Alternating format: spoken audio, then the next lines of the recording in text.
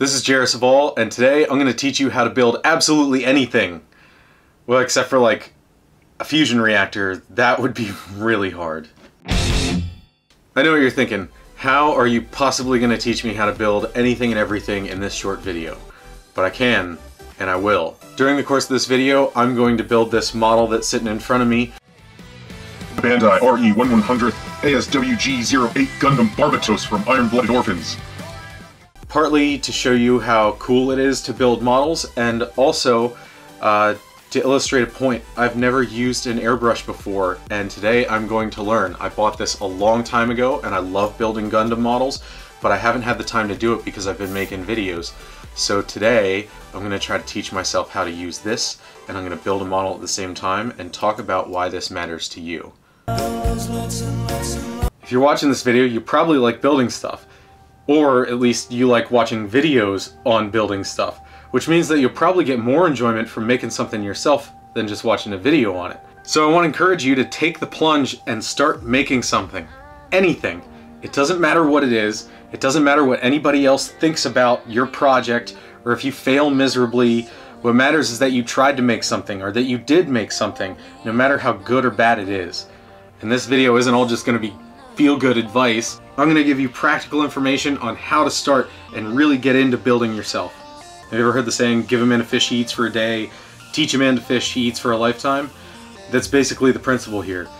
I'm going to show you how to develop the skill set and the mindset to be able to build anything that you want.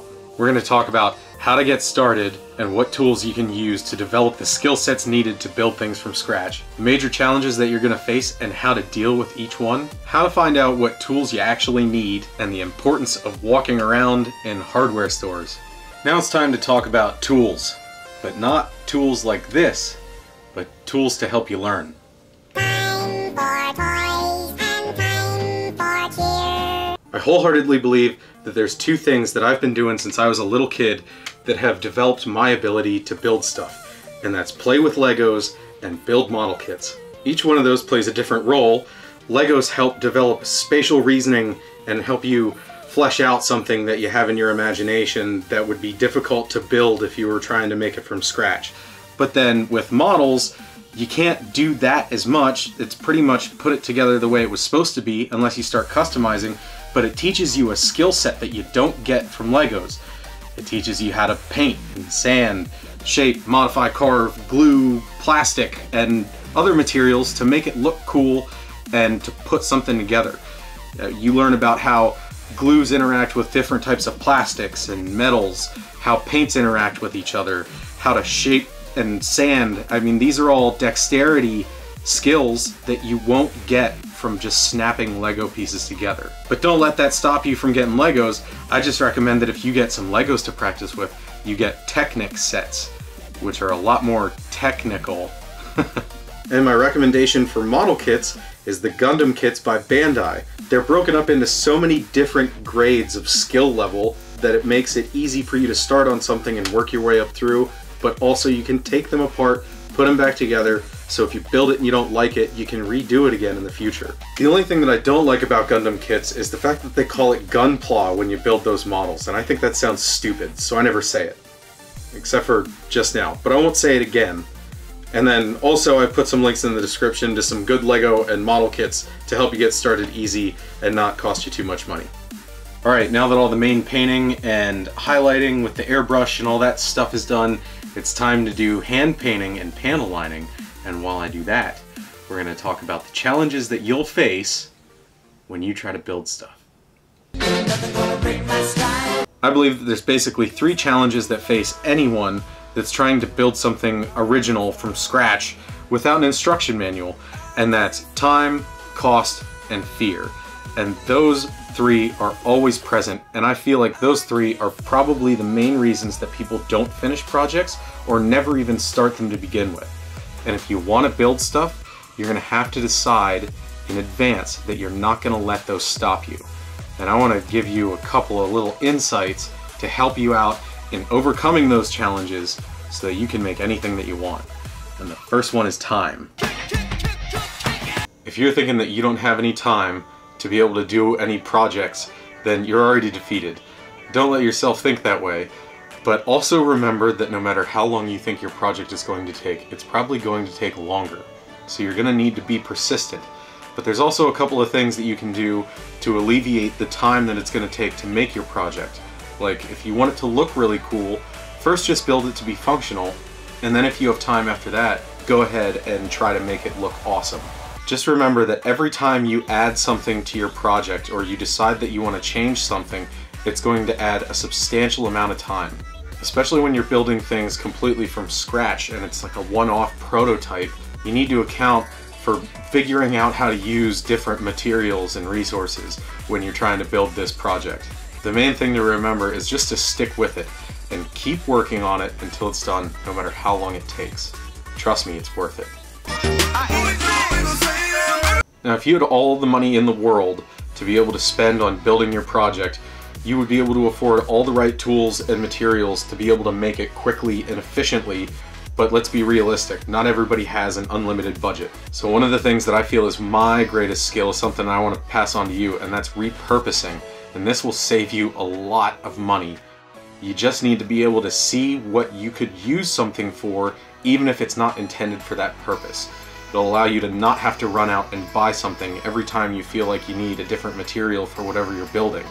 Being able to find these things that work in place of other stuff is a great skill. And a good example is when I used packing foam that I saved from a box for the wrist brace on my Power Fist. Or the spring system in the front, I used a spare spring as the return system for the on button that stuck out. Do you think that the people that made that spring or that put that foam in the box thought that it was going to be part of the Power Fist? No. But it works, and you can make random stuff work for your project too. You don't have to go out and buy everything. Try to stay away from that mindset, and you'll be able to stay on budget and repurpose things, and you'll have a greater sense of accomplishment when you finish your project.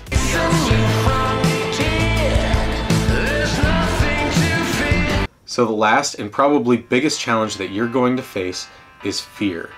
And I want to enlighten you as to why you absolutely have no reason to let fear stop you from building something. First of all, think about every single person in history that ever accomplished something great. I absolutely guarantee that they failed multiple times before they got famous for it. The reason they're in the history books is because they were willing to fail and other people weren't. So if you're thinking about building something but you're afraid you're not going to be good at it or that you won't succeed when you try to do it, just remember that failure is a learning process and it's absolutely necessary for you to start to accomplish your goals, right? It's basically like success is the goal, but failure is the path to it. You should be happy with the fact that you failed, because that means you learned something. If you hadn't failed, it just means you're doing things that you already know how to do, or that you got lucky. But if you succeed all the time, you're not learning anything. So why are you afraid of failure? You should want to fail. You should want to. This should be a desire, you know? I mean, I don't, but I should. Anyway, that's the end of my rant on fear. Let's talk about tools.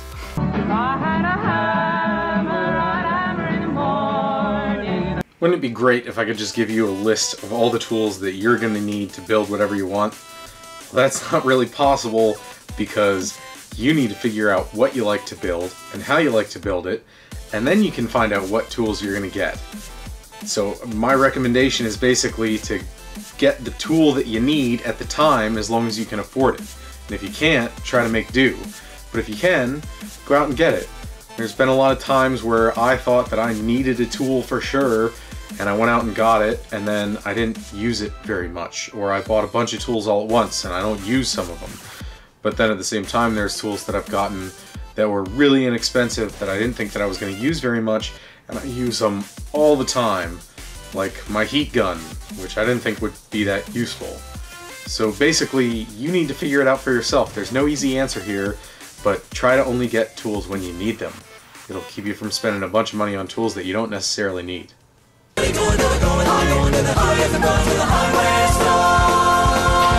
One of my favorite things to do is to go out and wander around hardware stores. First of all, because it's relaxing. And it doesn't matter whether it's Ace or Home Depot or Lowe's or any other local place that you might have around you, it's fun. You get to see what tools are available to you, you get to see what consumable products are available, you figure out prices on things, that way you can try to plan projects before you actually go to the store. And honestly, the staff at most hardware stores is incredibly valuable. Those guys typically have a vast amount of knowledge about things that you wouldn't think that they'd know about. And let me tell you, some of the incredible reactions that I've had when I explain to them what I'm trying to build totally makes it worth it to go out and hang out at a hardware store. So next time you get the chance to spend a couple of hours wandering around your local hardware store, use your imagination and walk around and think about all the things that you can build and look at all the tools that you didn't know existed and figure out what you want your next project to be. Trust me, it is so much fun. Closing time. I hope this video gave you some insight into how to build things that are completely original and also inspired you to actually try to do it. It's extremely rewarding for me to build things, and if you're watching this video, it probably will be for you too. So it's only in your best interest to go out and try to build something. And remember, experiment with stuff and have fun. If you're not having fun, you're doing it wrong. Remember, I put some links in the description for you to check out so that you can go get some stuff of your own to start practicing some of the skills that you need to build, and don't be afraid to start. Thanks for watching. I hope you enjoyed this. Stay tuned after the outro for a little bit more information about the Gundam model that I built, and subscribe for more awesome stuff. Thanks for watching. Back from the dead.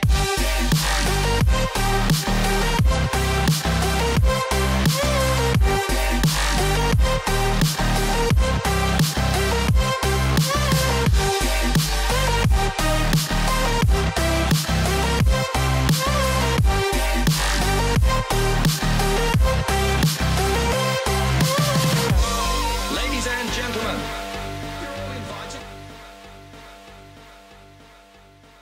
If you're still watching, this is Gundam Barbatos from Iron-Blooded Orphans.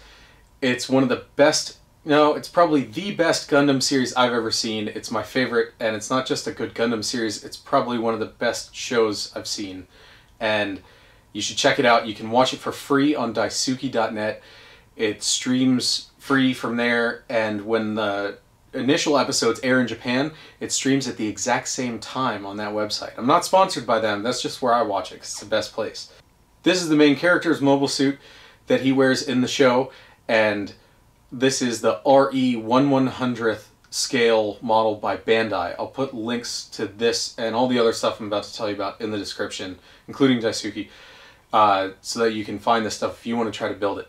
So this is the RE 1/100 scale. I think it was $24, and I painted it with an Iwata Medea Neo TRN1 trigger style dual action airbrush that I got a long time ago, and I haven't had the chance to use it until this. This was seriously my first time ever using an airbrush. I've painted cars before with paint guns, but I've never painted anything with the airbrush. That's why I got trigger style. And then I used Tamiya model paints on it. I went to a model store and a guy recommended those to me, said they were great paints for Gundam models, and I agree with him because this turned out really cool. At least I think so.